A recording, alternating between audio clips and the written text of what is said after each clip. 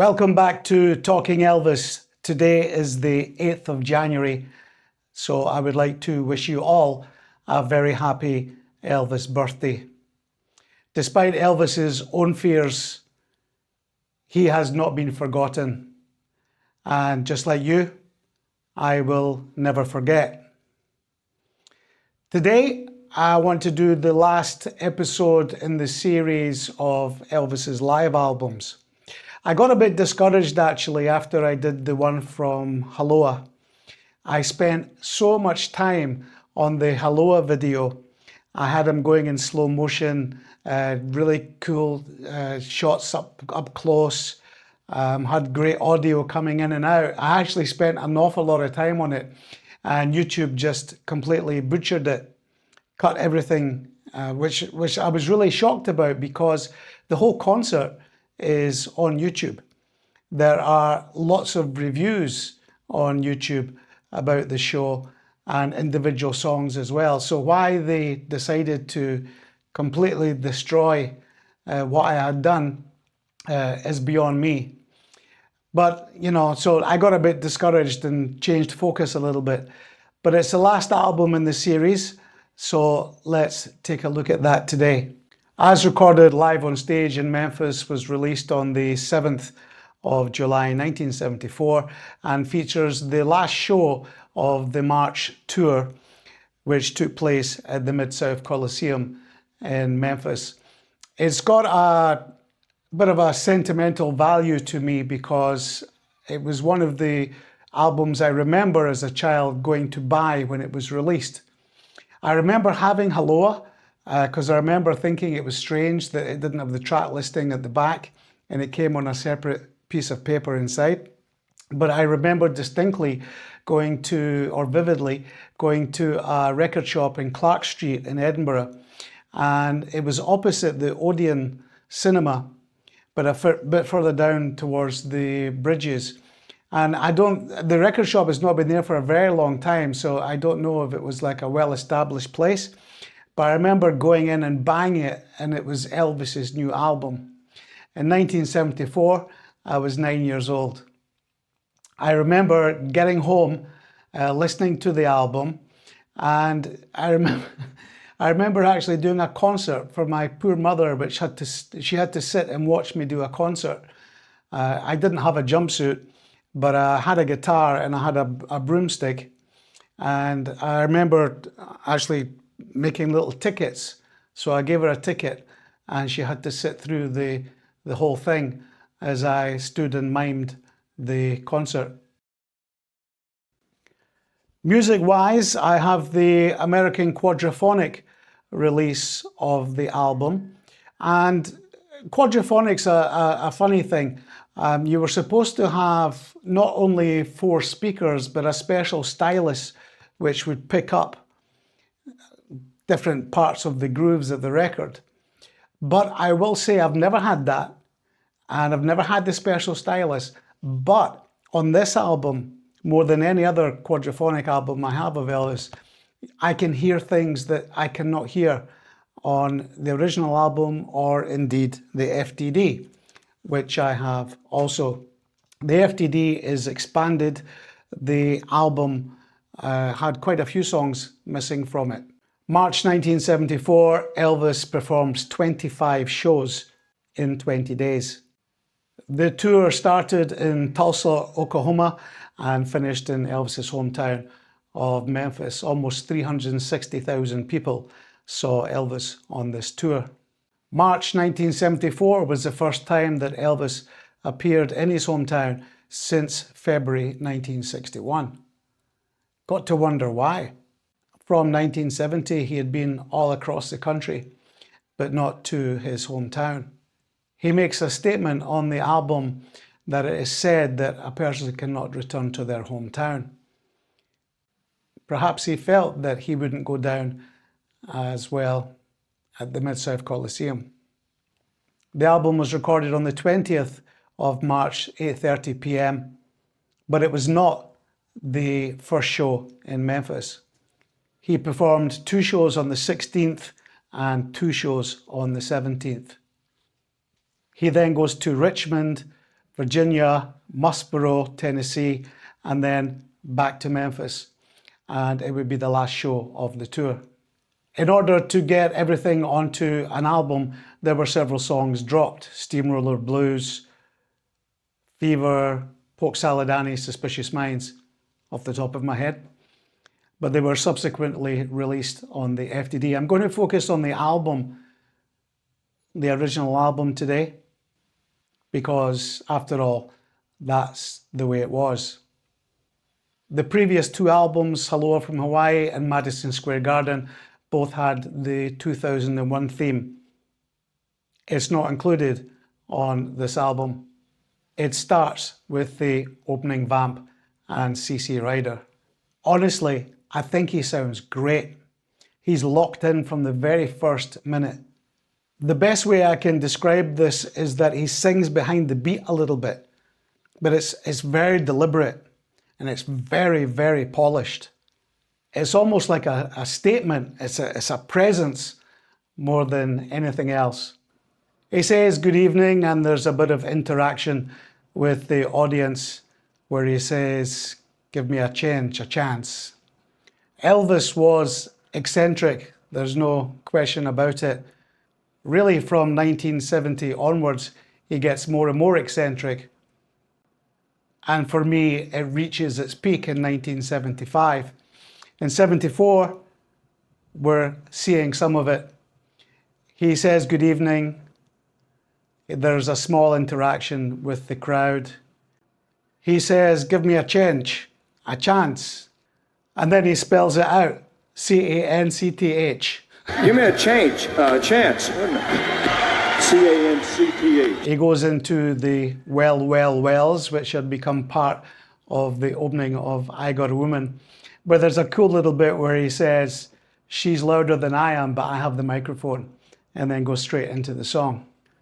And listening to it again, his precision, his breath and control are just perfect. He really knows what he's doing, and the song goes into Amen, where he becomes a bit of a preacher, and the song turns into a bit of a foot tapper. The fact that it's the last day of the tour, and there had already been 4 shows at the Coliseum, it comes over to me as super relaxed. I don't feel the nerves at all on the performances from this album. Unknown to me at the time was the addition of the fake audience. And while the executive producer on this recording project is Elvis Presley, and Elvis's producer was Felton Jarvis, I believe this was produced by Mike Moran.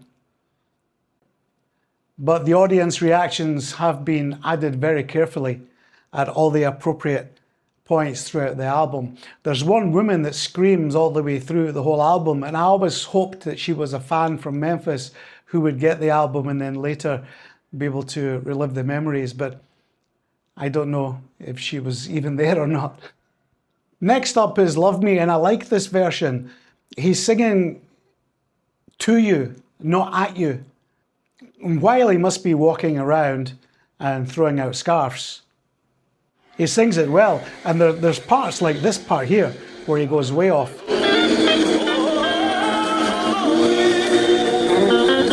One of the things you could buy at Elvis concerts was binoculars. If you were far back, you were able to use them to get a close-up view. Elvis makes the comment that these people with binoculars look like a bunch of frogs, and then goes into Trying to Get to You. It's a standout on the album. It's a brilliant performance. I kept traveling night and day. I kept running all the way. Baby, trying to get to you.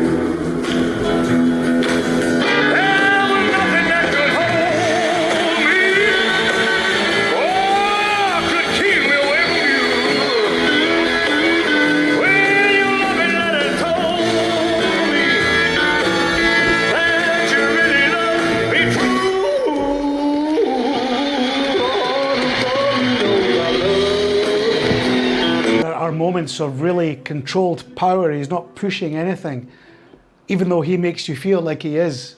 It's a wonderful version of Trying to Get to You. One of the best live versions we have in my opinion. And when he hits the notes, the fake audience volume comes up. So it just adds to the excitement. Right off the bat from CC Rider, I really like the way he's singing. He's not nasally. It's from these chest in the back of his throat. I really like it when he sings like this. It's well known that there was some friction between Elvis and the bass player, Duke Bardwell. Elvis says something to him and then says, "I'm not talking to you personally, Duke. Just give me some, I'm just trying to kill some time to drink some water." But he goes into this medley. And although he had been doing it for the last year, it would have been for sure the first time that I had ever heard it. And it's brilliant. Long Tall Sally, whole lot of shaking going on. Mama Don't Dance, Flip Flop and Fly, Jailhouse Rock, and Hound Dog with this great ending.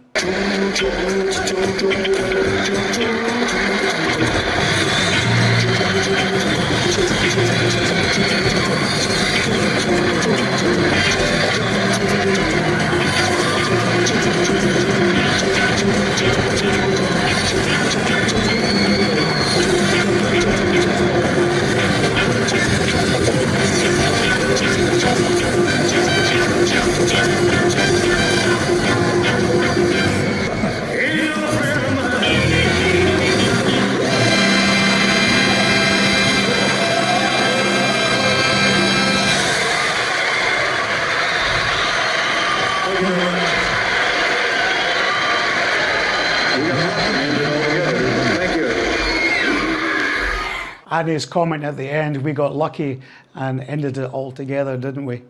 Into Why Me Lord, written by Chris Christopherson. It's a bizarre song to sing at a concert. Maybe not for Elvis. But the lead is J.D. Sumner. But the chorus, especially the second chorus, is breathtaking as Bill Bass goes really, really high.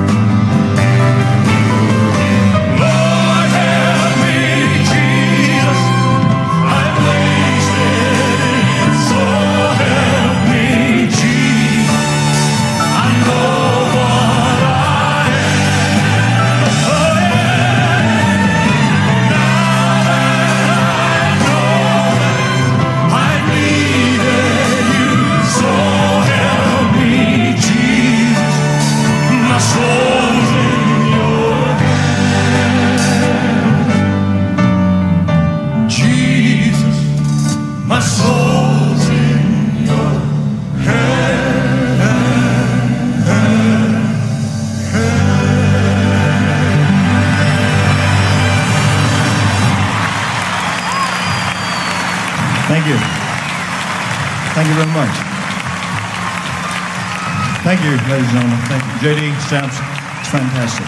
And it's like a symphony of voices. You cannot fail to be impressed or moved or touched by this performance. And just like every time Elvis sang gospel music, he sings it inwardly, not outwardly. So it gives a real sense of meaning. If you want to know what a master vocalist sounds like, then How Great Thou Art tells you everything that you need to know. In fact, it's so good that Elvis won a Grammy Award for it. He knows it's great. And that's why he repeats the ending. Then sings my soul, my Savior God, to thee. How great thou art,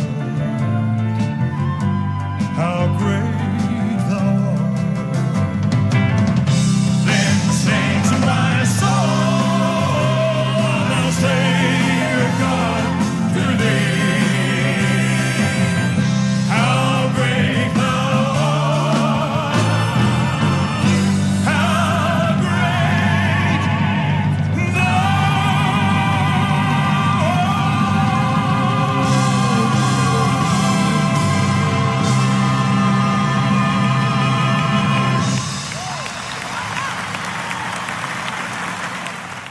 As with Trying to Get to You, probably my favourite performance of the song.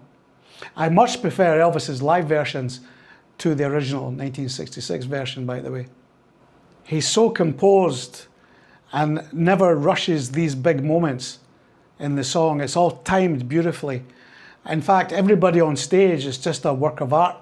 Side 2 of the album starts with Blueberry Hill, and the intro by Glenn Hardin, I think he's playing I Can't Stop Loving You, but Elvis just starts singing Blueberry Hill. He mucks about with the lyrics a little bit, so the song becomes a bit throwaway, but he goes into I Can't Stop Loving You, and what a version this is. This is as good as any version. We've touched on the song on all the other previous live albums, and I've always said that he gives everything to this song because it's obviously one he really, really likes. No exception here. I'll try and play a bit from the quadraphonic album to see if you can pick up the horns.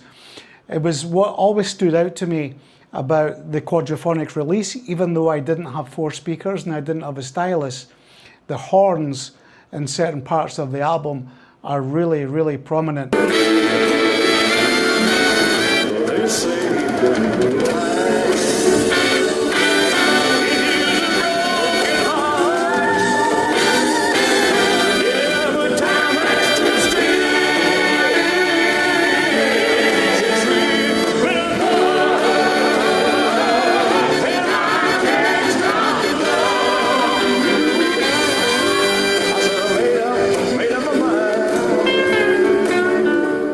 Another gospel song, if you will, is Help Me, which would appear as a B-side and on the album Promised Land.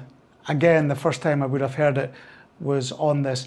I like it a lot, and I like it because of the harmony. I've always felt the song is full of emotion because of Elvis's phrasing, not the volume or how he delivers it, but the phrasing. I've always felt it to be a very sincere performance. Never thought I needed help before. I thought that I could get by myself. Now I know I just can't take it anymore. With an humble heart on bended knee, I'm begging you, please help me. Next up on the album is an American trilogy. Not as good as the broadcast version of Aloha, but pretty close. Everybody on stage is a well-oiled machine at this point. Elvis is leading them all in a masterclass of showmanship. I've said it before and I'll say it again. I think the song is an absolute masterpiece. I can see why sometimes it gets criticized because it's very theatrical. But that's exactly what you want to see at an arena concert. It must have been mind-blowing every time Elvis performed it. He gets a great reaction from the crowd, and you can sense that he's pleased, and then goes straight into Let Me Be There. Big favourite at our fan club dances. It would appear again on the Moody Blue album. There are several versions of the song from 1974, but this is the best one by far. Again, my opinion. You can hear that he really enjoys singing this song. It's a really comfortable, relaxed performance. But he comes over as big and powerful and not of this world. The next 2 performances are just brilliant. My Baby Left Me and Lordy Miss Claudie. He attacks My Baby Left Me. It's really sharp. And there are elements of rockabilly to it. It's almost as if he's trying to show everybody that he can still do it in 1974, which he absolutely could. Again, with like Trilogy, the whole band, everybody on that stage is just so on point with Lordy Miss Claudie. It's got an almost bluesy feel, and you could almost feel the crowd swaying, just as I do when I listen to it. It finishes with Can't Help Falling in Love, just after Elvis says that it's always been said that a person cannot return to their hometown, but you've disproven that theory completely.